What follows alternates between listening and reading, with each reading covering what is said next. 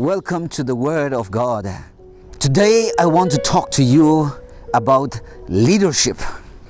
In the Bible we find the stories of 40 kings of the children of Israel. So many little lessons to learn from them for our leadership today in the end time. Today let us look at the life of the first king of the children of Israel, King Saul.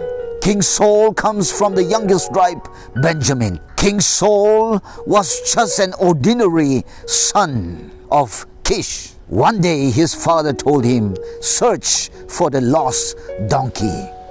He did not know what God has planned for him. But Saul, as an obedient son, went in search of the lost donkey for 3 long days. It was during these 3 days that Prophet Samuel was told by God, "Go and anoint that young man that I have chosen to be the first king of Israel."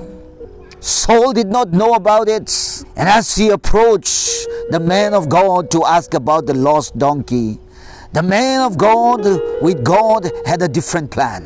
He was anointed as the king, the first king of Israel. Oh, brothers and sisters, have God put you in a position of leadership today? Something that you did not ask for, something that you did not even think of, and God have placed you there. Saul became the king of Israel. Saul was the first king. Saul was tall and strong and handsome physically. God anointed him. God blessed him. But unfortunately, brothers and sisters, along the way, he began to lose his way. Oh, brothers and sisters, after you became so and so, have you began to lose your way? Have you began to drift away from God? Are you losing your way? Are you losing your connection with God? Are you not obeying God and doing things that God told you not to do? Are you not doing what God told you to do? As a leader, appointed and anointed by God, are you like Saul today? Oh, Saul went on in his life. When God told him to completely destroy, he destroyed 99.99. And God said, "You have not obeyed." Are you obeying God 99.99? Still, that is not good enough for God. And God, in all that, took away the leadership from Saul and gave it to David.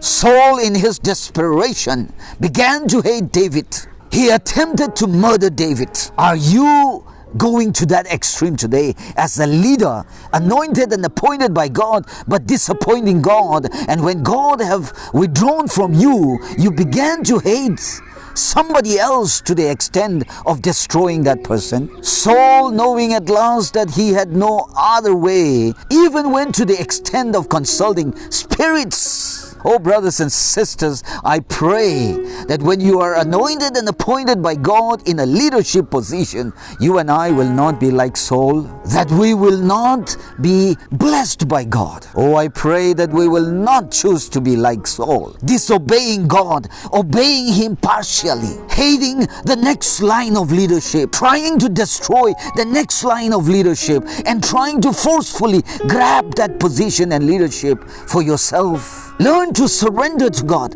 Learn to obey God completely. May that be your decision today. May you and I learn to obey and obey God and God alone. May our obedience of God be 100%. And when our time is up and when somebody else has to take over, may that be the will of God, and may we accept the will of God in our life. May God bless us to be His obedient leaders, unlike Saul of the ancient time. God bless you all. This is Pastor Varekan for Breakthrough Today.